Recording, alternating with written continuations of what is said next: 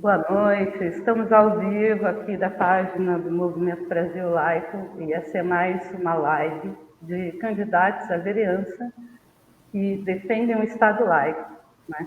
Essa noite nós temos a presença do candidato Léo Cruz, do pessoal de Uberlândia, Minas Gerais. Temos o Edmar Luz, né? Temos a Margarete, do PT, a Margot, desculpa, Margot, temos a Margot do PT Maringá. Então, essa noite nós vamos discutir para saber como que vocês lidam com a defesa do Estado laico, dentro do campo de atuação de vocês na vereança, o que é possível ser feito por essas vias. Eu gostaria de uma curta apresentação de cada um. Por favor, Margot, você poderia começar com uma curta apresentação?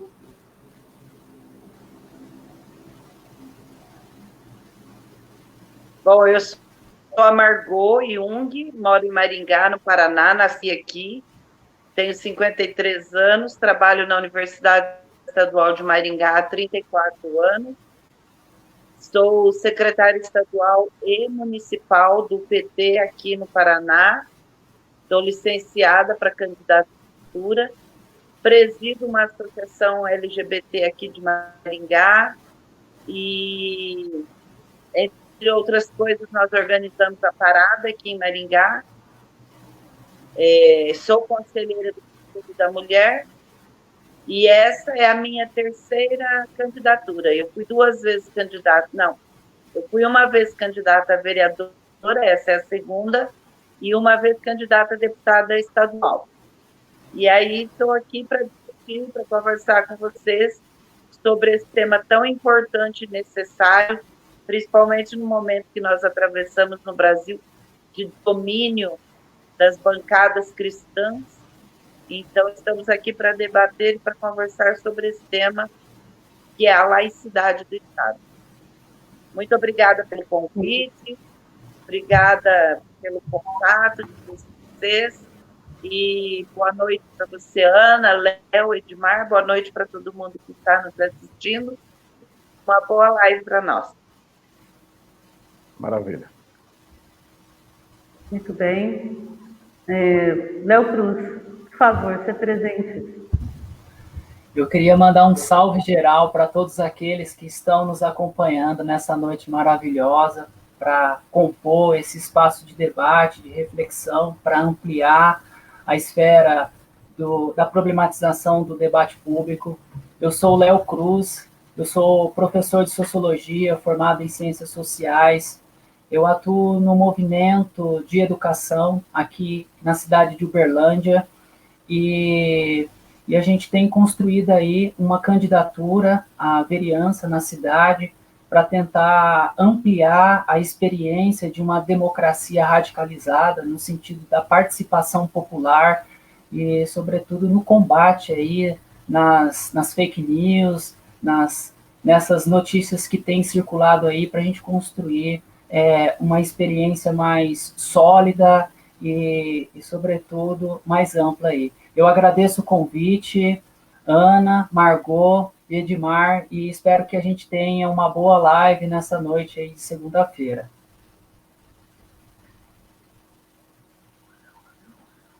Edmar Luz, por favor, se apresente brevemente para a gente dar início às nossas perguntas. Ok, boa noite, Ana. Boa noite, Léo. Boa noite, Margot.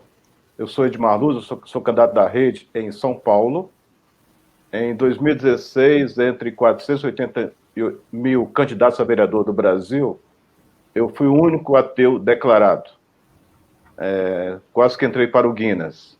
Eu sou jornalista, eu estou concluindo o mestrado agora na Universidade de São Caetano sobre preconceito e discriminação contra ateus. Eu tenho já uma militância nessa área e venho atuando em defesa do Estado laico e também combatendo o preconceito e discriminação contra os ateus, que é algo que, de certa forma, é uma ofensa ao Estado laico, porque limita, discrimina uma minoria, assim como outras minorias que são discriminadas no Brasil. E os ateus é uma minoria muito assim, discriminada e invisível. Ninguém lembra dos ateus aqui no Brasil. É um prazer estar aqui com vocês, estou aberto à discussão e é uma boa live para a gente a partir de agora. Muito bom, temos candidatos muito consistentes e também nós vemos aí, eu já percebi alguns paralelos de luta aí junto ao nosso movimento. Então, vamos começar com a primeira pergunta, né? Vamos direto para temas bem atuais. Qual a opinião sobre a proposta de Bolsonaro, já em discussão no Congresso, do uso da verba do Fundeb para as escolas ligadas às igrejas evangélicas? Como vocês se posicionam em relação a isso? Seguindo a sequência, por favor, Margot, gostaria do seu posicionamento aí, 2 a 3 minutos.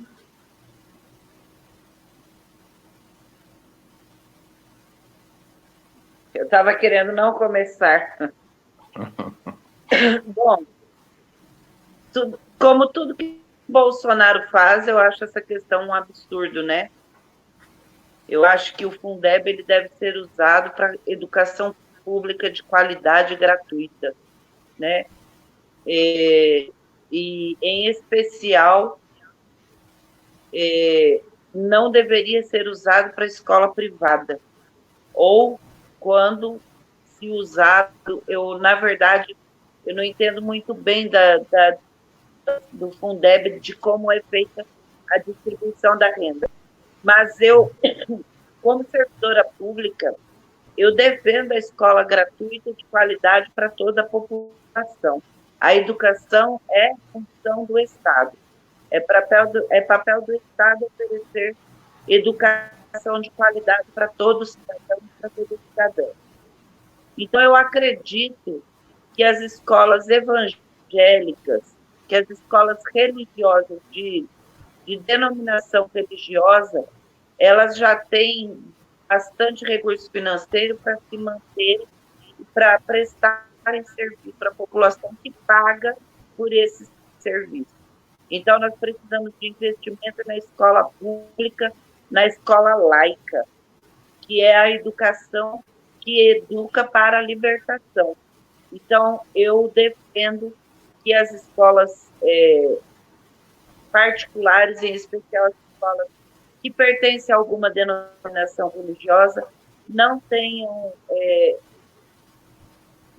direito a esse recurso. Eu não sei se eu estou errada, mas eu defendo que... Gente, desculpa, será que dava para o Léo e para o Edmar fecharem o microfone? É porque eu estou me ouvindo de volta. Ai, muito obrigada, gente. Desculpa se é chatice minha, é que eu fico me ouvindo de volta e aí estou me confundindo um pouco, desculpa. Então, mas como eu estava dizendo, eu defendo que a escola seja pública, o ensino seja gratuito e a educação seja laica. Então, eu acredito que o recurso do Fundeb, ele deve ser utilizado para isso, com essa finalidade, para oferecer essa educação. E, como eu disse anteriormente, uma educação libertadora, que liberta as pessoas. Então, se uma pessoa de uma determinada denominação religiosa quer colocar seu filho para estudar numa escola que vai direcioná-la para aquele caminho religioso, essa é uma questão da família. É isso que a família quer e a igreja oferece essa educação. Agora, o Estado, ele tem de respeitar todas as religiões, assim como respeitar quem não tem religião nenhuma. Tem de respeitar as pessoas que são cristãs, budistas, de Umbanda, de Candomblé, de todas as religiões, mas também tem de respeitar as pessoas que não têm crença, como disse o Edmar, as pessoas que são ateias. Todos nós temos os mesmos direitos que as outras pessoas. Todas as pessoas devem ter os mesmos direitos. Então, não podemos pautar as nossas políticas em crenças religiosas. Então, eu acredito e defendo isso, a escola pública, gratuita e laica. Não sei se respondi, mas eu... Respondeu brilhantemente. Muito bem. Vamos fazer o caminho inverso dessa vez. Então, Edmar, por favor, se posicione agora para nós, por gentileza. Como a Margot citou bem, dinheiro público a serviço de escolas religiosas não tem nada a ver com Estado laico. O Fundeb é para escola pública, não é para escola privada. A escola privada tem que se financiar pelos mecanismos de atração de alunos e eles cobram mensalidade para isso.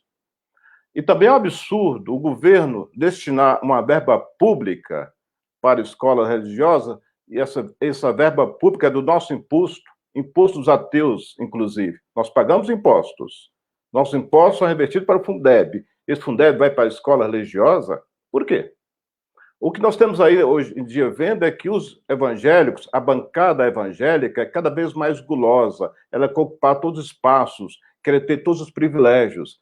E a taxa do Fundeb faz parte dessa estratégia. Se a gente não reagir contra isso, eles vão cada vez mais pegando e pegando várias verbas, obtendo vários privilégios, entrando em todas as áreas do Estado, em todas as áreas dos ministérios, porque eles não se contentam. Eles querem transformar o Brasil numa teocracia evangélica. O que está por trás disso tudo é capturar o Estado, é abarcar tudo que o Estado tem a favor de uma determinada crença. Isso nós condenamos veementemente, porque o dinheiro público é de todos. O dinheiro público é para a educação laica, não é para escolas religiosas. Excelente. É cada vez mais notório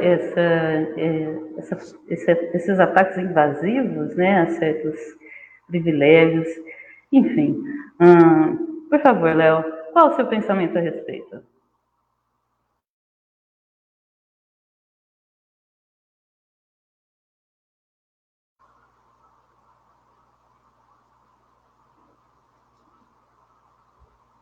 O microfone está desligado.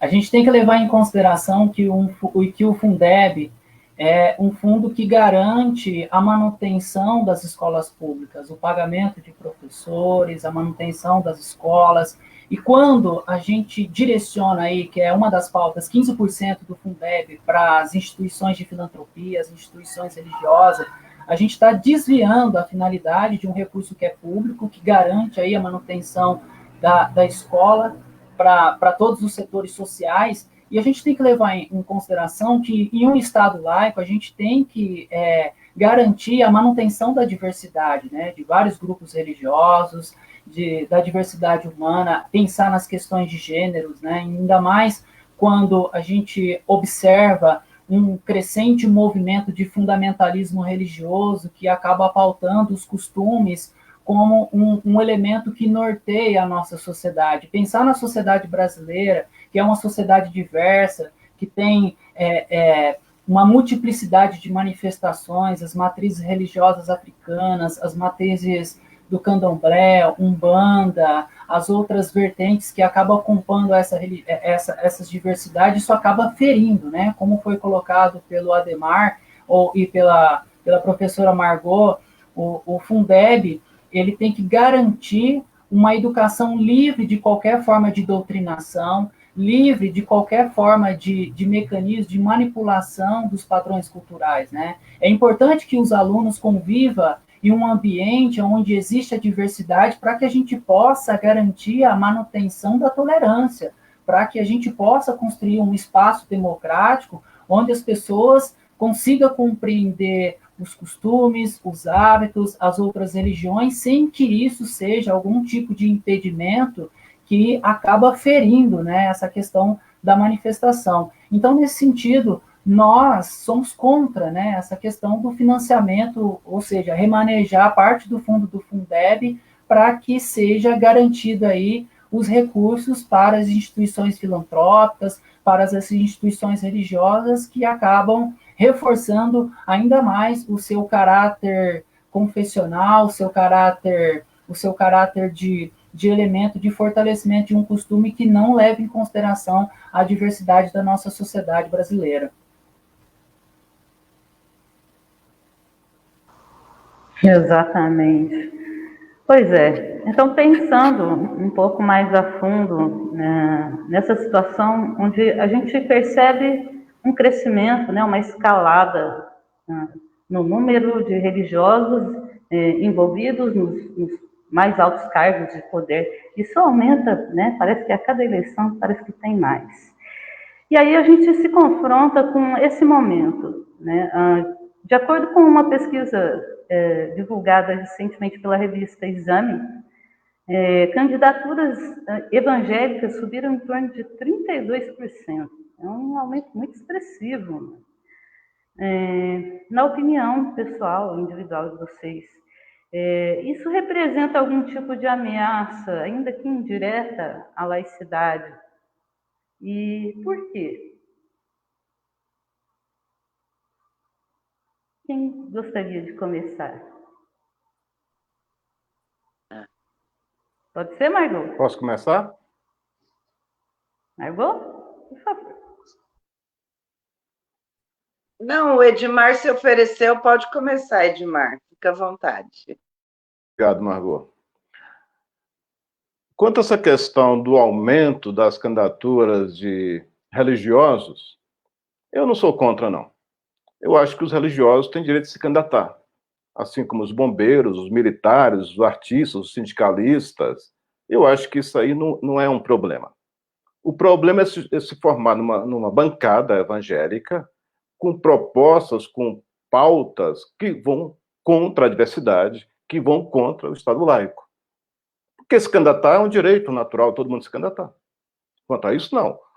Agora, é ruim os outros silenciarem. É danoso para o Estado laico que bancadas que não fazem parte da bancada evangélica aprovem, por exemplo, a isenção de 1 bilhão das multas para igrejas, como aconteceu recentemente. Isso é errado, aí sim. Porque ter a bancada evangélica, a bancada rural, a bancada sindical, a bancada dos professores, não é nenhum problema, faz parte do jogo democrático. O que se não pode é usar uma bancada com interesses espúrios, com interesse de limitar o trabalho das minorias, com interesse de sufocar as minorias, com interesse de sufocar o Estado pluripartidário, com interesse de calar as vozes, com interesse de discriminar as pessoas. Isso sim que está errado. E isso tem que ser combatido. O que me preocupa é que o silêncio da oposição quanto a isso. O que me preocupa são os arranjos políticos de interesses eleitorais que se calam diante dessas ameaças. O preocupante é que bancadas ditas progressistas se aliam às bancadas evangélicas apenas com interesse eleitoral. Aí sim que está o problema. Agora, ter uma bancada de lá A ou B, isso para mim não é nenhum problema. Faz parte do jogo democrático. Muito boa resposta, Edmar. Muito bem. Na sequência, Margot como vice-candidatada e depois Delcio. Por favor, Margot. Eu concordo muito com o Edmar. Eu acho que o problema não são os evangélicos, as pessoas religiosas se candidatarem. O problema são as pautas que essas pessoas defendem, que são pautas conservadoras, pautas de retrocesso mesmo. Um exemplo muito recente aí é a questão da criminalização da homotransfobia. Então, querem tirar a transfobia da lei, da criminalização, por interferir na liberdade religiosa das pessoas. Lá dentro da igreja, o pastor ele pode pregar o que ele quiser. Ele pode pregar que não se deve ser transexual ou defender que as pessoas têm o direito de ser transexuais. Agora, o que não pode é os políticos levarem essa crença deles para dentro do espaço político, sabe? São pessoas que só têm projetos de cerceamento das liberdades individuais de todo cidadão e de toda cidadã brasileira. Então, a laicidade do Estado vai contra essa atitude. Então, eu concordo quando o Edmar diz que pode ter pessoas evangélicas, assim como nós podemos ter os sindicalistas, as pessoas LGBTs, que também esse ano, além do recorde das pessoas cristãs, ditas cristãs candidatas, nós também temos um recorde das pessoas um recorde das pessoas LGBTs. E isso é muito benéfico. E nós precisamos ter bancadas LGBT e bancadas femininas para que o mínimo dos nossos direitos sejam garantidos. Maringá, por exemplo, uma cidade aqui no norte do Paraná, extremamente conservadora, a Bíblia é lida todos os dias antes da sessão da Câmara, o Pai Nosso é orado, é rezado. Agora eu pergunto para vocês, por quê? E por que não é tocado um ponto de Umbanda, um ponto de Candomblé? Por que não é lido o Corão? Por que não é lido o livro sagrado do budismo, que me fugiu o nome agora? Por que não é lida a Torá? É lida somente a Bíblia? Então, quer dizer, não se respeita a laicidade do Estado, não se respeita o direito de não se professar fé nenhuma, não se respeita o direito de não se acreditar em Deus, e se impõe um único Deus. E eu vou falar uma coisa para vocês, que pode até chocar um pouco. Eu sou uma pessoa que foi evangélica durante boa parte da vida. Sabe, eu me considero cristã porque eu creio em Deus, mas eu não coloco isso como uma verdade suprema. Eu não quero dizer que quem não crê no mesmo Deus que eu está errado. Agora, está errado, sim, quem comete barbaridades em nome de um Deus, sabe? Quem impede o avanço nos direitos das pessoas, nas liberdades individuais, quem procura acabar com a diversidade da população brasileira baseada em crença religiosa. Isso eu sou totalmente contra. Vocês se lembram muito bem de 2015, quando foram debatidos e aprovados os planos municipais, estaduais e nacional de educação. Houve uma batalha. A Câmara de Vereadores aqui de Maringá, ela tem espaço para 180 pessoas, tinha mais de 500 pessoas dentro. A igreja ocupou os espaços das câmaras de vereadores e das assembleias do Brasil todo, defendendo para que a escola não discutisse gênero baseado em questões religiosas. Então, isso é uma violência contra as liberdades individuais das pessoas e nós temos de ser contra isso. Então, a bancada evangélica tem todo o direito de existir, mas a religiosidade de ninguém pode interferir no direito das outras pessoas. Excelente posicionamento, muito bem lembrado das questões LGBT, o tanto que eles dificultam, né, a educação referente a esses tópicos dentro da escola. Por favor, Léo, se posicione para nós sobre esse assunto. Então, a gente tem visto uma mudança social no Brasil, né? O crescente movimento de pessoas que têm se convertido para as religiões de matriz evangélicas, neopentecostais, enfim, é natural que essas comunidades se organizem, se orquestrem para ocupar o espaço político. O grande problema é quando esses grupos ou pequenos líderes, né, que fazem uso desse público cativo, né, nesses espaços religiosos para pregar posicionamentos políticos que dissemina a homofobia, que dissemina o machismo, e isso é uma questão muito delicada que a gente tem que ponderar, e eu acredito que o Estado laico ele tem que estabelecer limitadores para que essas minorias não sejam prejudicadas, principalmente as mulheres, os grupos LGBTQIA+.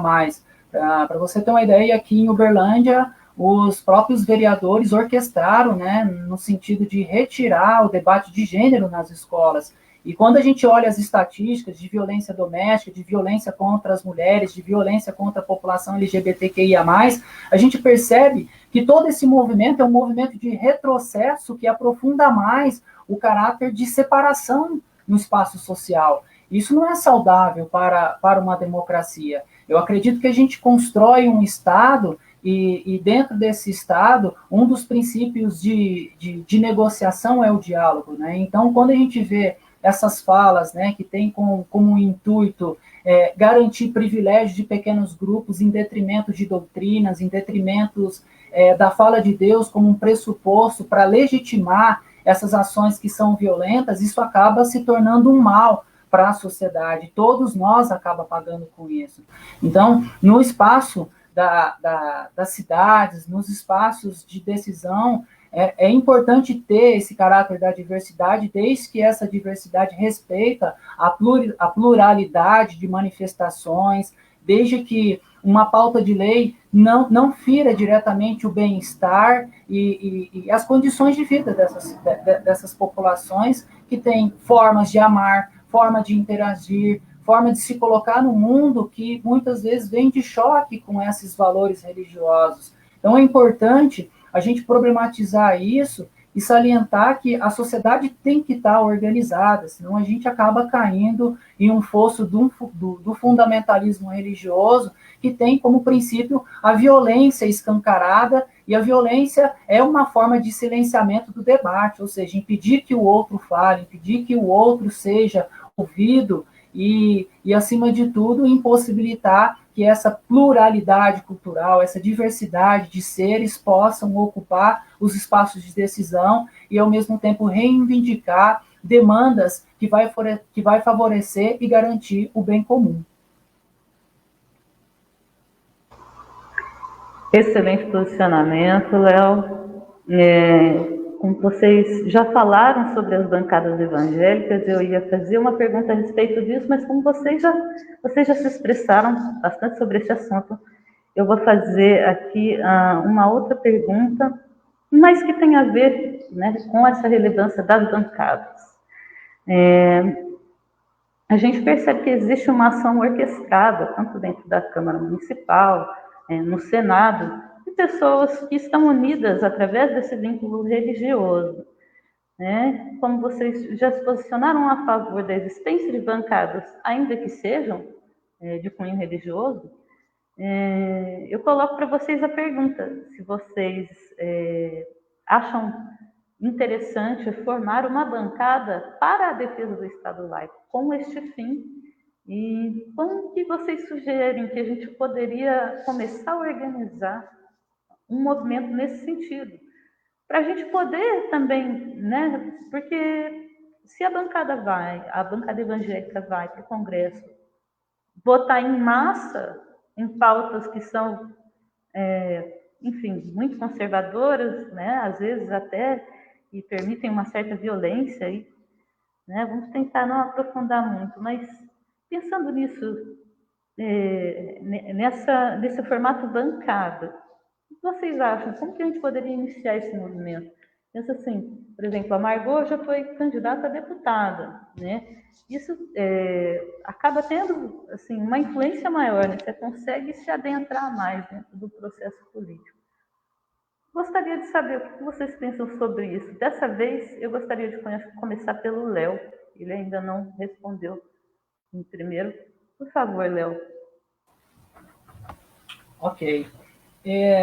Eu acredito que um dos primeiros instrumentos que a população pode reivindicar é uma secretaria de ciência e tecnologia, né? Porque a gente tem visto, né, que esse fundamentalismo crescente, ele também toca nas questões que circunscreve as descobertas, as formas de conhecimento que está associado ao conhecimento científico, né? E por outro lado, a gente observa que essas bancadas evangélicas, né, ela tem como fundo tentar estabelecer o discurso negacionista que impede o esclarecimento, que difunde fake news, notícias sem nenhum tipo de fundamento.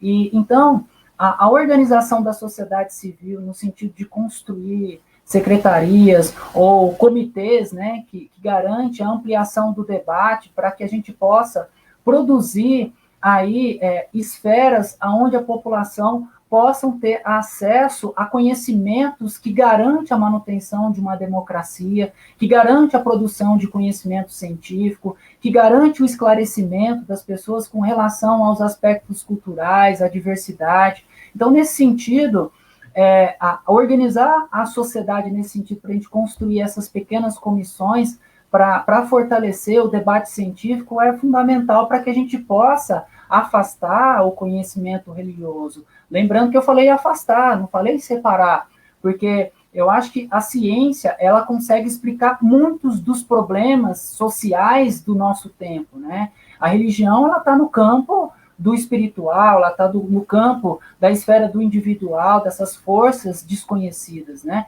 Então, nesse sentido, isso acaba não contribuindo para a produção de um conhecimento que garante a manutenção dessa experiência democrática.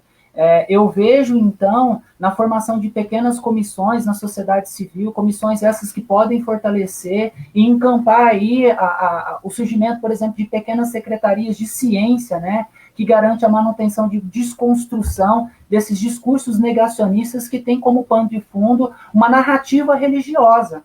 E não é bem por aí. O século XIX já enfrentou essas questões, né, que estão associadas ao próprio negacionismo, né, com relação às transformações sociais, e a narrativa religiosa ela não consegue explicar a totalidade dos problemas humanos, né? Os problemas humanos são problemas sociais, e esses problemas sociais demandam respostas sociais baseadas nas condições de existência, na materialidade da vida social, e não buscar respostas além do mundo social para a gente conseguir solucionar os nossos problemas aqui. Então, eu vejo que a criação dessas esferas que fomente a participação popular e o debate público para desconstruir esse debate negacionista também é uma das ferramentas que vai combater esse dispositivo das fake news que tem provocado esse caos e esse alarmismo social. Muito interessante a sua abordagem sobre as fake news, sobre o negacionismo científico. Essas são pautas também importantíssimas e que estão em jogo quando a gente fala em Estado laico, né? Porque muitas vezes os religiosos querem interferir na educação. Na sequência, Edmar, por favor, qual o seu pensamento sobre bancadas para defesa do Estado laico? Eu acho que isso é um processo que vai acontecer ao longo dos tempos. Se existe algo de bom no governo Bolsonaro, é que ele chamou a atenção para a necessidade das pessoas de se preocupar com o Estado laico. De tanto absurdo que esse governo está demonstrando, de tanto atraso que ele está colocando em evidência, de tantas políticas retrógradas, as pessoas a sociedade está começando a tomar ciência, está começando a dar valor ao Estado laico. É a única parte saudável do governo dele, de escancarar essa onda de atraso. Porque você falar em Estado laico, as pessoas não sabem o que é. Não há uma cultura em se divulgar o valor da laicidade. As escolas não debatem esse tema. É uma palavra quase desconhecida. Ninguém ganha voto defendendo laicidade de Estado. Eu já fui candidato uma vez, coloquei essa pauta em debate, ninguém nem sabia o que era, praticamente. Então, é um debate que está começando agora. E esse realmente é o lado bom do governo Bolsonaro. O atraso patrocinado pelo governo dele está chamando a atenção da sociedade o quanto é importante defender o Estado laico. Agora, o que tem que ser dito também é que as pessoas têm que lutar. O político que se diz progressista não pode compactuar com isso que está aí. Porque que nós vemos partidos que se misturam com os partidos conservadores e não dão valor a isso, se escondem, porque Estado laico é coisa que não dá voto. Porque todo mundo, na hora do voto, na hora da campanha eleitoral, é Deus para lá, Deus para cá, porque é fácil conquistar voto assim. Então, vai depender muito do avanço da sociedade, da educação, do colocar transparente em relação a esse tema. O exemplo dos LGBTs. Por que os LGBTs hoje têm uma proeminência na sociedade? Porque lutaram, porque foram à luta, porque guerrearam, buscaram defender suas bandeiras. Agora, os ateus, por exemplo, são os invisíveis. Ninguém fala que é ateu. Há todo um preconceito, há um medo de se expressar. Não pode ser assim. Tem que batalhar. Igual a relação ao Estado laico. Nós temos que falar muito sobre a importância do Estado laico. Nós temos que combater essa tolerância religiosa. Nós temos que combater essa exploração do Estado pelos evangélicos. Nós temos que combater os privilégios que igrejas querem. E sempre tem aí. Então, tudo depende da ação política. E isso é uma construção. Não vai ser de uma noite para o dia. Vai demorar algum tempo, mas a gente tem que começar. E parabéns pelo Movimento Brasil Laico por estar patrocinando esse avanço, colocando essa discussão tão importante em evidência. Isso é muito bom. Já é um sinal que estamos no caminho certo. Vamos lá com educação e educação. Não é mesmo? Margot, por favor.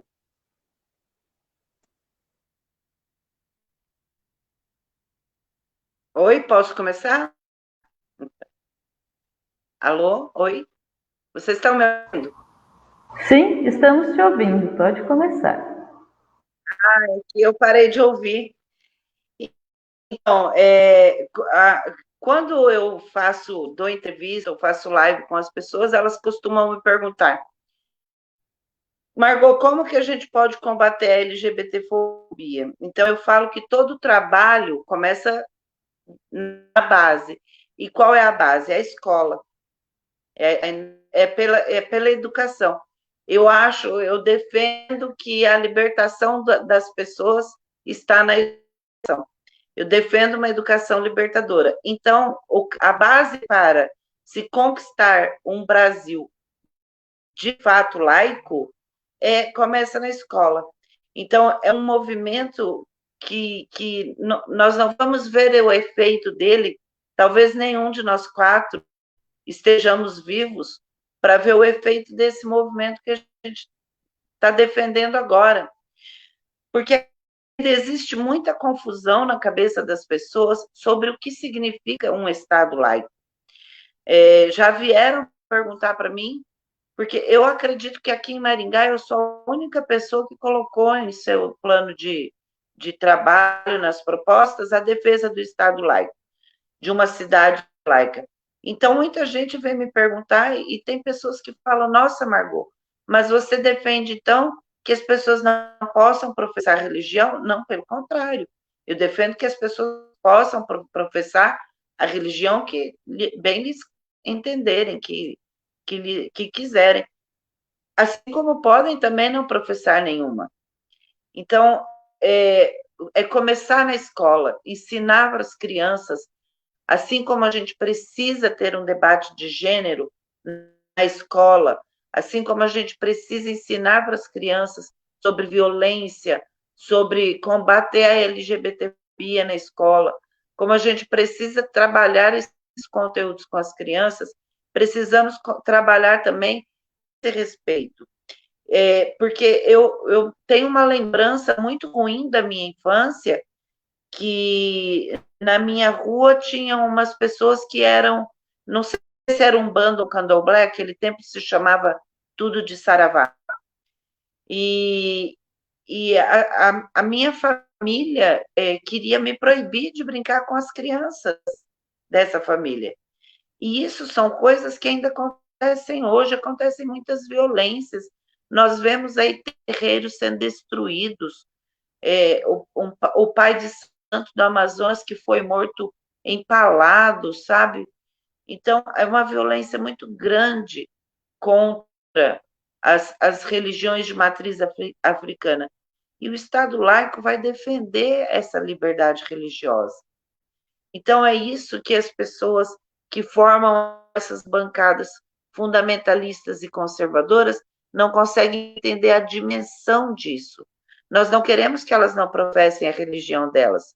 Nós queremos que elas se mantenham, se atenham a professá-las dentro dos seus templos.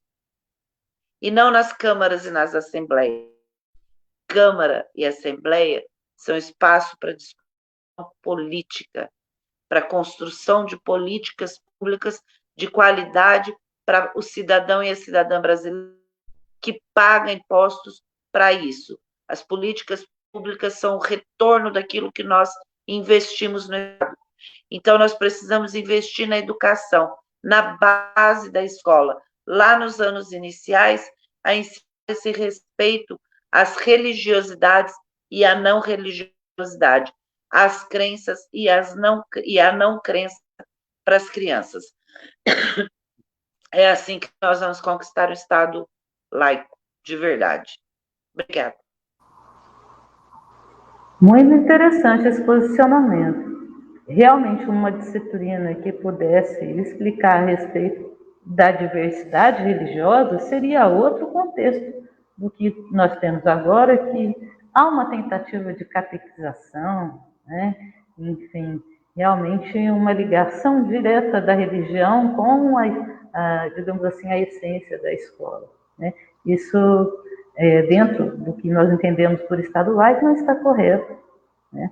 Você impede, né, que outras culturas sejam apresentadas, né, para aquelas crianças. Porque a escola tem essa função também, de apresentar para as crianças as coisas diferentes do mundo, né? Então, não pode se fechar, né? Parece que você fecha um escopo só.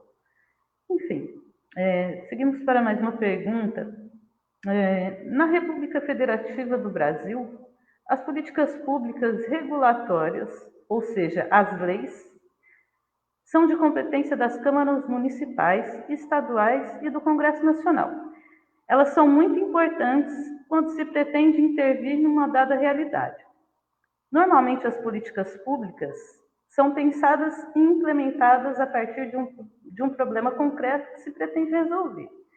Inclusive, a situação de alguns problemas às vezes até previsto na lei, mas às vezes a lei não funciona. Um exemplo é a previsão da punição para quem cometa algum tipo de violência física contra alguém. Ela já existe, mas na prática ela não funciona, né? E mais uma lei que muitas vezes acontece de não ter a sua eficácia respeitada, enfim, acredito que em detrimento de problemas estruturais, é a Lei Maria da Penha. Nós vemos também, por parte de setores conservadores, também tentativas de derrubar leis, por exemplo, leis como a que a candidata Margot mencionou, né, que tenta descriminalizar a homotransfobia.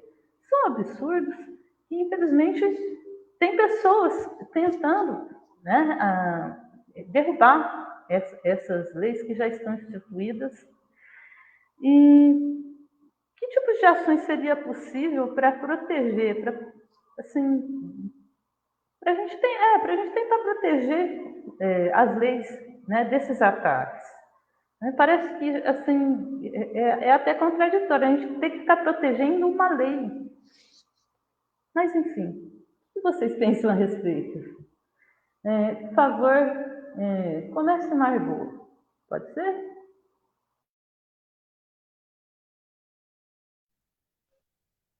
É estranho isso, né? Proteger uma lei. A lei, por si só, ela já deveria se autoproteger, não é?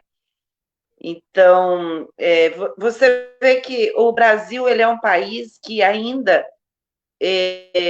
o Congresso deveria legislar, mas você vê, eu vou pautar muito as minhas falas no movimento LGBT, que é o movimento, além de feminista da Marcha Mundial das Mulheres, mas é no movimento LGBT que o meu ativismo é maior. Que além de ser uma mulher bissexual, eu sou mãe de 2 lésbicas e de um garoto trans. Então, eu também sou mãe pela diversidade, é por isso que eu pauto muito as minhas falas nessa questão. Mas a gente tem um Estado que deveria legislar para todas as pessoas, mas para pessoas LGBTs não se legisla. Todas as conquistas nos últimos anos, principalmente depois do golpe contra a presidenta Dilma em 2016, tudo é conseguido através do judiciário. Porque o nosso Congresso tem uma preguiça imensa de retirar as pautas LGBTs da gaveta e colocar em discussão, em votação. Então, como que a gente pode esperar que no Brasil as leis se autoprotejam quando o próprio Congresso sabota as próprias leis? Então, eu não sei o que fazer, por exemplo, para que a Lei Maria da Penha não seja sabotada. E ela é constantemente. Nós vemos aí mulheres que denunciam, mas não têm a proteção efetiva do Estado e acabam sendo mortas. Tem um caso absurdo que aconteceu aqui no Paraná, acho que foi no Paraná, que a mulher foi conduzida para a delegacia na mesma viatura que o agressor. Que Estado é esse que não defende essa mulher? E ele matou essa mulher dentro da viatura. Então, enquanto o Estado levar essas questões como brincadeira, nós vemos a polícia agredindo aquela moça, aquela pedagoga Eliane, que estava filmando a polícia revistando os seus familiares e foi agredida pelo policial, levou um soco e foi autuada por desacato à autoridade. E está tudo filmado, ela não desacatou em momento nenhum a autoridade da polícia, sabe? Então, a polícia é o Estado, e o Estado deve proteger seu cidadão e sua cidadã. Então, essa questão de proteger uma lei, o Estado, se não me falha a memória, o primeiro decreto que foi feito de que o Brasil é um Estado laico foi no Império ainda. Aí, na República Velha, esse decreto parece que foi revogado. Vocês me corrijam se eu estiver errada. E precisou, depois, em 1990, alguma coisa, ser colocado em prática de novo esse decreto que defende a laicidade do Estado. Então, as leis no Brasil, elas têm que ser levadas mais a sério. Eu vejo um monte de candidato a vereador em Maringá com propostas de projetos de lei que já existem. Então, se os nossos vereadores e vereadoras, se os nossos deputados e deputadas não conhecerem minimamente as leis do nosso país, nós vamos ficar o resto da vida vendo deputados igual Bolsonaro, nunca teve um projeto aprovado, que em 27, 28 anos apresentou 2 projetos, nunca foram nem para discussão. Então, a gente tem de parar de chover no molhado. É isso que, sabe, eu falo muito essa questão de lançar o olhar. Então, os nossos candidatos, quando nós vamos escolher nosso vereador, nosso deputado, a gente não tem de votar em alguém, porque é meu pai, porque é meu vizinho, porque é meu tio, porque me parece ser uma pessoa legal.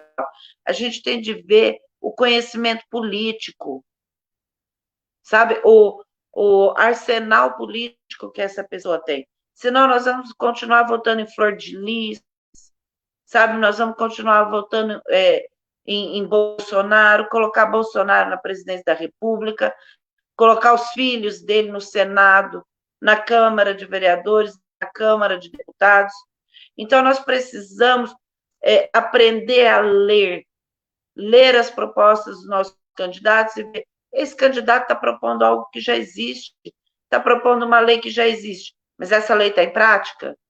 Então, é que o papel do vereador fiscalizar se essas leis estão sendo colocadas em prática. Então, eu acredito que a defesa que nós temos de fazer é que as leis se autoprotejam e que nós tenhamos um cuidado com a nossa população, porque vereador e deputado têm um papel muito importante na vida das pessoas, não é brincadeira isso. Então, as leis que existem devem ser postas em prática e devem ser aplicadas da melhor forma possível para proteger e para dar dignidade para a população brasileira. É isso. Desculpa se me delonguei. Excelente, Margot. Léo, por favor, seu posicionamento. Então, a gente vive uma situação de absurdo, né? Mesmo tendo uma lei Maria da Penha para tentar sinalizar, educar a população de que existe violências que acontecem no espaço doméstico, né? E essas violências são silenciadas em nome de uma família tradicional, né? Eu acredito que a gente não pode tolerar isso, mas um dos caminhos é através da educação.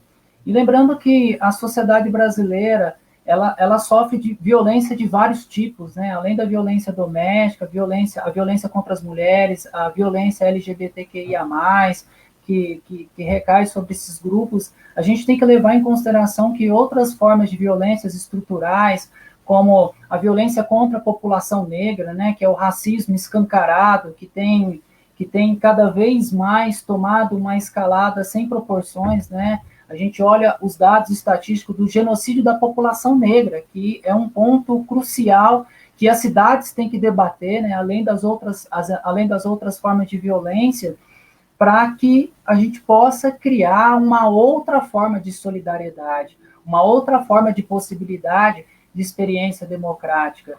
Então, nesse sentido, a sociedade ela tem que ficar atenta a essas questões e não tolerar, porque existe essa cultura do abafamento, essa cultura do silenciamento, de que foi um deslize, e essas coisas têm que ser apontadas para que as próximas gerações não repitam esses tipos de comportamento que acaba prejudicando essa relação de bem-estar, né? Então, quando a gente pensa, por exemplo, nessas violências, tem as violências estruturais, quantas famílias não têm acesso a uma moradia, não tem, por exemplo, não tem um emprego. Então, todas essas, a sociedade brasileira parece que está acostumado a essas formas de violência. Então, eu acho que criar esses espaços de debate, esses espaços de reflexão, é uma forma de chamar a população para participar desses espaços de consagração, desses espaços de luta, né, que garante o exercício de uma manutenção de uma igualdade que possa ser estendida a todos, né? E mais ainda vivemos nessa sociedade violenta, né? Então, eu acho que há muito a ser feito, né? Mas a gente não pode, o fato de estar lá na lei não significa que ela não possa ser retirada, né? Como foi colocado pela Margot, existe essa militância por parte do judiciário, e essa militância também, que ao mesmo tempo pode consagrar direitos, pode garantir a efetividade da lei, ele também pode retirar, porque como foi colocado, né? Agora a gente está num momento de mudança do Supremo Tribunal Federal, e a gente vê que dependendo o juiz que é colocado lá no Supremo, ele pode garantir a manutenção ainda mais de processo de violência. Há de se pensar, por exemplo, no período fascista na Alemanha, né? O Hitler conseguiu colocar uma série de juízes que se colocou lá na corte, e esses juízes davam pareceres favoráveis que garantia a manutenção da violência, a violação de direitos humanos, a perseguição de minorias. Então, isso tem que ser dito. Então, a gente está diante de uma ameaça, né, do Estado de Direito e das garantias fundamentais, que são as nossas liberdades e os nossos direitos que consagra a esfera de uma sociedade onde as pessoas possam caminhar e circular livremente sem ter o medo de ser perseguido e sofrer nenhum tipo de retaliação pela sua condição ou a sua condição de estar no mundo. Eu acredito que seria isso. Perfeito, perfeito. Muito bem. Edmar, por favor, qual o seu pensamento a respeito? Para mim, as leis são importantes, mas é fundamental a mudança de cultura. Só as leis não bastam. Porque no Brasil, muita gente se busca mais descumprir as leis. E pior, nós temos um judiciário contaminado em todas as esferas, desde o município, no Estado e até no Supremo Tribunal Federal. O judiciário, como todo mundo sabe, quem tem dinheiro é que manda na justiça no Brasil. Isso é quase que o óbvio ululante. Infelizmente é assim. Os negros, LGBTs, todas as minorias têm uma dificuldade de acesso ao direito, porque há um boicote sistemático aos direitos no Brasil. há também o desconhecimento sobre as leis. Não há uma cultura de ensinar desde o ensino médio legislação. As pessoas não sabem os seus direitos. Então, tem muitas leis no Brasil que não pegam em função de uma falta de cultura e também em função de um judiciário eficiente. Porque você tem casos lá que ficam 10, 20 anos lá girando e girando os Supremos para não punir ninguém. Os poderosos que cometem crimes raramente são punidos, porque há todo o processo para se levar muito tempo para ter uma condenação. Quem tem dinheiro vai empurrando com a barriga, sempre se defendendo e nunca é punido. Então, no Brasil, o problema é muito maior. Tem a ver muito com a cultura, tem que haver muita conscientização da população sobre os seus direitos, tem que haver muito com colocar o debate bem claro para que as pessoas possam reivindicar seus direitos, possam lutar pelas suas condições, possam enfrentar os poderosos, possam ter acesso a toda uma garantia aos seus direitos individuais, que isso, na prática, a gente vê que não funciona bem. Tanto na área do judiciário como na área da polícia. Quantas pessoas negras são marginalizadas, não têm seus direitos básicos garantidos em abordagens policiais, por exemplo, no Brasil. Os LGBTs também sofrem esse mesmo problema. Então, no Brasil, há toda uma cultura de sufocar as minorias, há toda uma cultura de desvalorizar as pessoas, sempre tendo uma elite, tendo todos os seus privilégios, tendo a justiça a seu favor, tendo a polícia a seu favor, enquanto que as minorias não contam com isso. Então, no Brasil, a estrutura tem que ser feito um trabalho muito forte de combater essa desigualdade estrutural que está nas leis, está na economia, está em todos os direitos que deveriam ser para toda a população. Então, temos muito caminho pela frente, tem muita luta pela frente, mas a gente tem que começar de algum momento. É por isso que a gente está aqui. Perfeito, excelentes posicionamentos, todas as perguntas respondidas brilhantemente. E, mais uma vez, eu gostaria de frisar para quem nos acompanha aqui, que chegou agora e que ainda não assistiu a outras lives, eu gostaria de reforçar, né?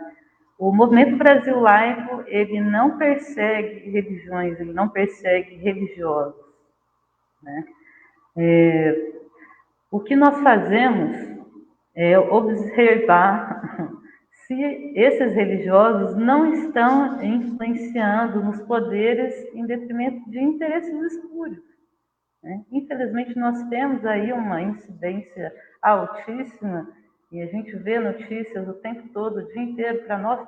Nós temos um e-mail onde a gente recebe centenas, às vezes milhares de notícias por dia sobre esse assunto.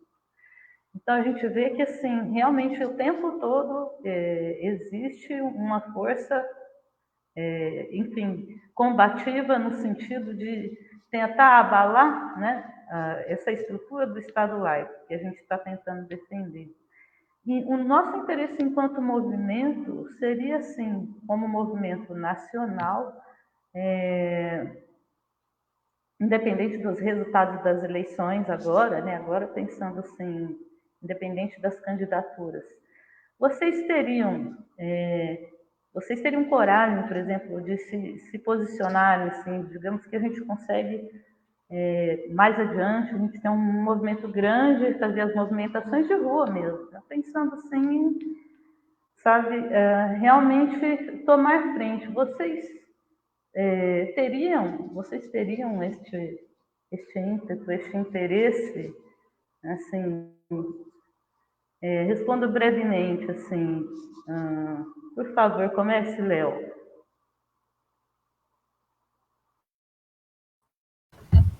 Bom, eu acredito que deva ter, sim, a gente tem que articular um movimento na sociedade civil para a gente encampar essas discussões, porque não é só um debate isso, né? Isso a gente está falando sobre vidas, né? Isso tem repercussões diretamente, porque são vidas que são ceifadas, vidas essas que estão associadas a um discurso machista, a um discurso homofóbico, a um discurso que vem vinculado também ao racismo, né? Então é importante a gente convocar a sociedade, né? Para a gente construir outros valores, outras culturas, para que a gente possa expandir esse outro elo de solidariedade, né? Ligar o indivíduo à sociedade por outras tecnologias que não sejam essas tecnologias do preconceito, dessas tecnologias que têm como contraponto o silenciamento sistemático através da violência. Então, convocar a sociedade civil para esse debate é uma forma de amadurecer e tornar possível que podemos viver, sim, em uma sociedade democrática, uma sociedade livre, né, uma sociedade onde as pessoas podem professar os seus sistemas de fé sem ser perseguido. Então, a garantia, a manutenção do Estado laico é a garantia das liberdades fundamentais dessas minorias, onde elas podem ter voz, onde elas podem requisitar as suas demandas, desde que essas demandas não choquem com outros grupos e desde que esses grupos minoritários não sofrem nenhum tipo de retaliação. Porque a gente vê que, por exemplo, os espaços, a maioria de grandes partes de templos religiosos, muitas vezes são utilizados para disseminar essa cultura do ódio, essa cultura da violência, e eu acredito que não é bem por aí, né? Eu acho que a religião, ela sempre prega a paz, prega a possibilidade da solidariedade. Quando começa a tomar esses rumos, há algo que a gente tem que se preocupar. Quando um pastor diz que o mal da sociedade são os grupos LGBTs, isso é preocupante. Eu acho que o fiel tem que se policiar com relação a isso, né? Porque a gente está pensando aí na diversidade, tem que denunciar também pastores que agem nessa conduta, porque isso não colabora em nada para o exercício e a manutenção de uma sociedade igualitária, democrática, no sentido de radicalização dessa experiência, né, onde as pessoas podem falar. E a própria cultura, né, de um analfabetismo funcional na nossa sociedade, isso acaba dificultando também, né, a gente aprofundar. Então, esses grupos que têm o monopólio do conhecimento, que faz uso da fé como recurso de manipulação, usa dessas fragilidades para tentar garantir o controle desses grupos sociais e fazer com que esses grupos sociais hajam em detrimento desses interesses escusos para simplesmente silenciar a possibilidade da diversidade cultural, da diversidade religiosa e da pluralidade humana. Então, eu vejo que é por aí. Eu acho que uma construção solidária, de um processo de pedagogia que garanta aí a formação das novas gerações, porque se a gente não preparar os nossos pequenos, esses pequenos vão ser pequenos reprodutores futuramente de uma sociedade violenta. Excelente, muito bem. Uma educação para uma cidadania laica.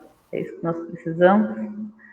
Muito bem, na sequência, sobre essa questão, por favor, Edmar. No Brasil, é um país que tem um Estado laico de mentirinha, na minha opinião. O Estado laico aqui, para as igrejas majoritárias, é um Estado laico que garante benefícios, privilégios para eles. É assim que eles entendem o Estado laico. Só para terem privilégios. Eles não entendem o Estado laico como respeito às diferenças. Eles não entendem o Estado laico como respeito aos ubandistas, aos candomblecistas, aos ateus, aos espíritas, às minorias. Para eles, o Estado laico é fingir que temos aí uma igualdade, mas só vem para eles as benesses. Nós, ateus, temos que pagar os impostos para igrejas terem isenções tributárias, de IPTU, IPVA, imposto de renda. Eles não pagam nada. Nós que pagamos essa conta, é o meu dinheiro, é o dinheiro dos ateus. Os ateus são 3% da população brasileira, são quase 6 milhões de ateus. Onde estão nossos impostos? Para privilegiar igrejas, beneficiar igrejas? Por quê? Então, o Estado laico no Brasil sempre foi colocado de maneira assim, para inglês ver. Esse debate nunca foi colocado às claras para a população. É isso que a gente tem que colocar. É esse o grande destaque que eu dou ao movimento Brasil Laico. Você está colocando em debate algo que nunca foi debatido. Porque, na verdade, todo mundo quer falar sobre isso. As igrejas não interessam falar sobre o Estado laico, porque está confortável para elas. Está confortável para igrejas terem canais na TV, concessões públicas de rádio e TV sendo exploradas por igrejas. No Brasil, tem igrejas que têm emissões de TV como a Rede Vida, Rede Gospel, TV Aparecida, como é que pode uma concessão pública de TV ser dada a uma igreja de um pensamento único? Uma concessão pública de TV é algo para pluralidade de ideias, não é para apenas o pensamento único, para uma única crença. Nós temos aí vários exemplos de como o Estado laico hoje no Brasil é afrontado diariamente. Você tem câmaras do Brasil que começam com leitura de Bíblia, escolas que têm o Pai Nosso. Isso é um absurdo, total. Por que isso? Então, essa questão de Estado laico ainda no Brasil é uma luta que tem que ser entendida como uma luta da sociedade como um todo. Infelizmente, é essa crítica que eu faço, partidos ditos de esquerda ou partidos progressistas nunca deram valor ao Estado laico. Nós tivemos governos aí, desde Fernando Henrique, que fez o maior crime de dar concessões de rádio e TV para igrejas. Depois nós tivemos o governo Lula, que assinou o tratado da concordata com o Vaticano. Depois tem a Dilma, teve outros que foram dar passaportes diplomáticos para pastores. Enfim, todos os partidos do Brasil nunca trataram o Estado laico como deveria ser tratado, porque sempre houve o conluio com as igrejas para ter votos facilmente. É isso que nós temos que combater. É mudar esse jogo a partir de agora. É mostrar às claras que o Estado laico é benéfico à população como um todo. É assim que nós temos que fazer. E eu, se vier a ser eleito vereador, quero ter um projeto bem claro, quero ter uma ação bem clara, com denúncia todo dia no Ministério Público, manifestações, programas na mídia, divulgação de projetos bem claros para chegar à população que não entende bem o que é isso, mostrar com exemplos concretos, como se tem hoje nas escolas, o assédio religioso nas escolas, o assédio religioso nas empresas, toda essa intolerância religiosa que tem nas escolas públicas, isso tem que ser combatido. Enfim, há muito trabalho a ser feito aqui para frente. Esperamos que o Léo aí seja eleito em Uberlândia, a Magu em Maringá, eu aqui em São Paulo, que a gente possa se unir com os demais candidatos que estão no projeto do Brasil Laico, para a gente fazer um trabalho em conjunto em defesa da laicidade do Estado. Eu estou aberto a isso e será um prazer participar dessa batalha com vocês. Muito importante esse engajamento de vocês. Então, agora, nós vamos ouvir a Margot e encaminhamos na sequência, para as considerações finais. Tá bem? Por favor. Então, a sua pergunta, Ana, era se nós teríamos coragem. Sim. Eu teria coragem e acho necessário. E, assim, eu concordo com o Léo, com o Edmar, nas falas deles, e não tiro nada do que vocês disseram, faço minhas as palavras de vocês, mas eu queria falar uma coisa que eu me lembrei enquanto o Edmar falava, de um deputado, se eu não me engano, ele é do estado de Goiás, que fez uma vez um projeto para que as rádios tocassem de hora em hora música religiosa, pelo menos uma música religiosa, né? E esse deputado, ele é evangélico. E eu me lembro que eu perguntei para ele se ia poder tocar ponto de umbanda e de candomblé também, e ele nunca me respondeu. E você me trouxe essa lembrança agora, Edmar, na sua fala, da questão das concessões para as igrejas terem redes de TV. Eu também sou muito contra isso, e eu sou contra as igrejas não pagarem impostos. Vocês vejam, vocês já devem ter visto imagens de uma determinada igreja carregando malotes e malotes de dinheiro em helicópteros. Quanto de imposto isso nos geraria no país? Eu assisti agora, há pouco, uns minutos antes de começar a live, sobre aquela igreja do Eterno em Trindade, fazenda de 12 milhões, mansão de 2 milhões, movimentação de 400 milhões. A igreja, a previsão é que a construção dela seja de 12 bilhões, na casa dos bilhões. Então, como assim? Sabe? Como esse dinheiro, e existe até, parece-me, uma desconfiança de que essa igreja está sendo usada para lavagem de dinheiro de políticos, isso não é o caso agora, nesse momento, né? Se está usando. A questão é como que uma igreja arrecada tanto dinheiro e não paga imposto. E o Brasil é o país no qual as pessoas mais pobres pagam mais impostos do que as pessoas mais ricas. Então, tudo é muito discrepante. Então, aí ficam essas pessoas que defendem isso, ficam lá legislando para suas próprias igrejas. Temos exemplo de pastores aqui em Maringá, de vereadores aqui em Maringá, que é uma vergonha. Eu fui proibida, não. Um vereador aqui de Maringá foi questionar no Núcleo Regional de Educação o teor das palestras que eu dava nas escolas, porque vai contra os princípios religiosos da renovação carismática, que é o segmento religioso que ele professa. Então, a gente tem de ter, sim, coragem para lutar, para combater esse tipo de coisa.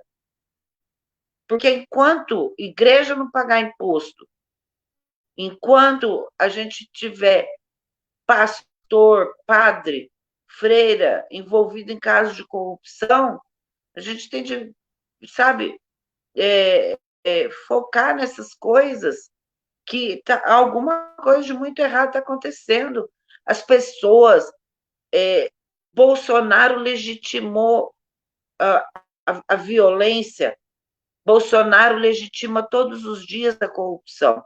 Quando ele vai à televisão e diz que o Brasil não tem mais corrupção. Então, de 2018, nós estamos vivendo um momento que esse lema, desculpem as pessoas religiosas que estão nos assistindo, mas eu acho nojento, Brasil acima de tudo e Deus acima de todos. Eu acho nojento, porque o discurso do Bolsonaro é totalmente contrário a isso, a esse slogan que colaborou para que ele fosse eleito. Então, nós estamos vivendo um momento que as pessoas estão confundindo tudo, estão confundindo Estado com religião, estão confundindo liberdade individual com preconceito, discriminação, estão confundindo liberdade de expressão com ofensa. Então, a gente tem de ter, sim, coragem de implementar políticas que possam garantir a laicidade do Estado e investir, sobretudo, em educação.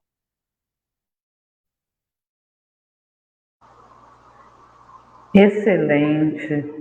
Muito bem. Então, agora estamos encaminhando para o final.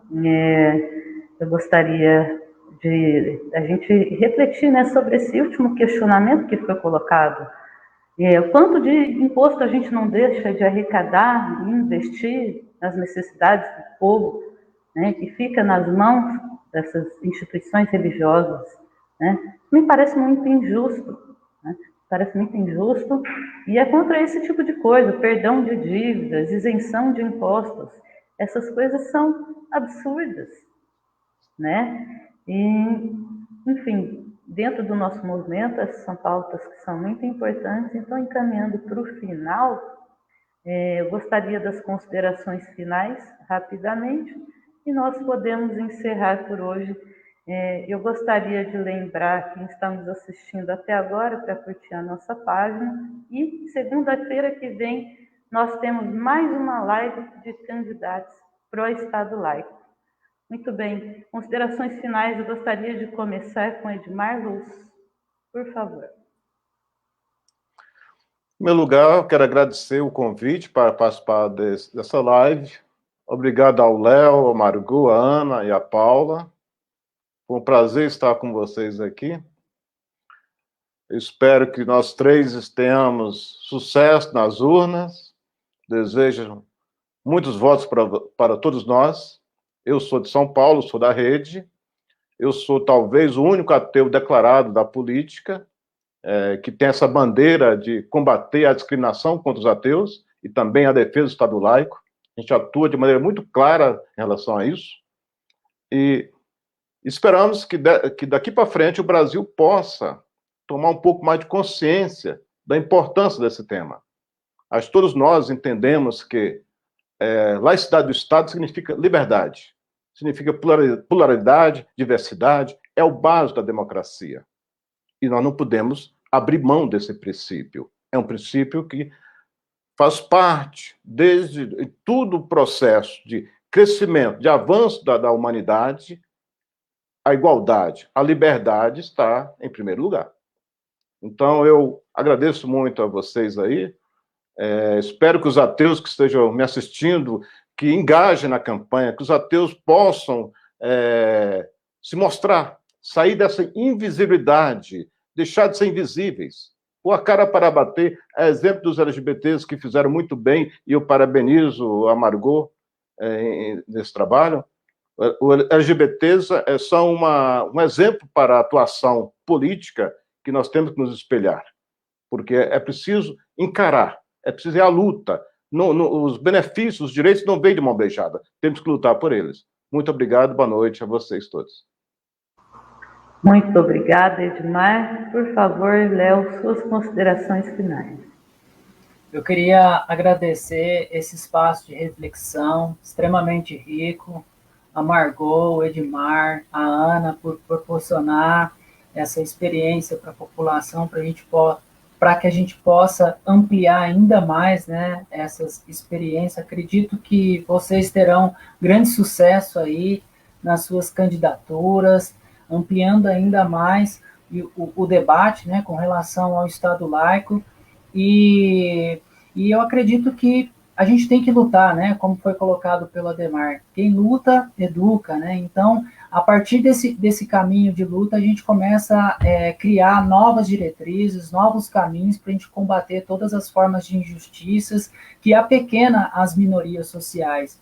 Então, nesse processo, a gente tem que ocupar a política, a gente tem que colocar, imprimir a nossa voz e colocar as nossas problematizações para que grupos não silenciem outras vozes que garantam a manutenção da diversidade.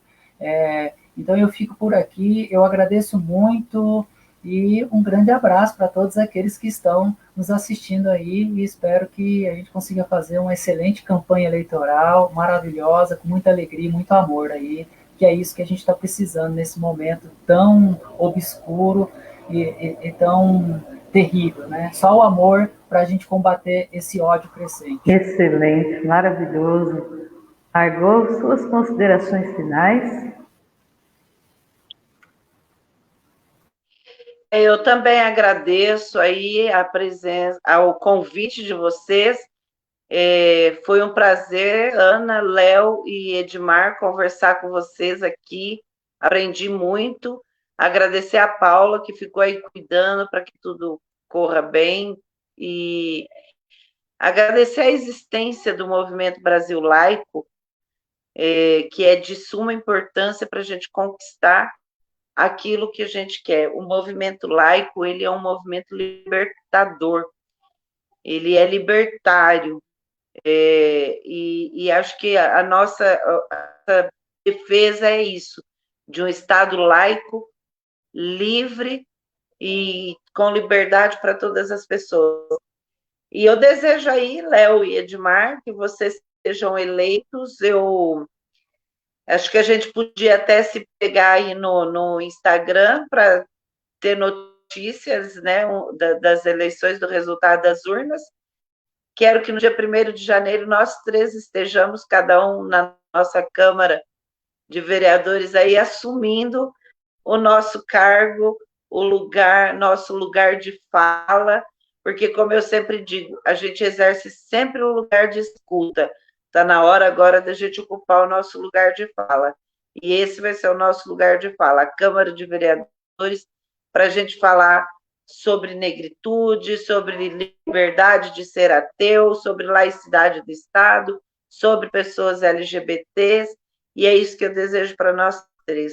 Muitos votinhos dentro da urna. Ana, muito obrigada mais uma vez. Um beijo para Paula. Tem uma pessoa aí que falou nos comentários que se morasse em Maringá, votaria em mim. Muito obrigada. Maringá está de portas abertas. Você pode vir para aqui, tá bom?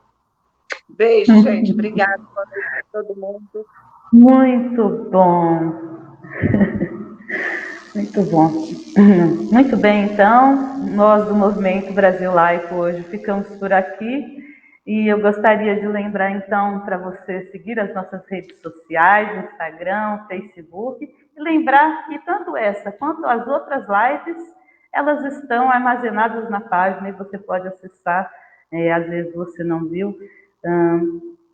E ficamos por aqui. Eu gostaria de agradecer imensamente a presença de vocês. Foi um imenso prazer. Uma boa noite à nossa audiência, uma boa noite ao movimento que está agora nos acompanhando e até segunda-feira que vem. Um grande beijo.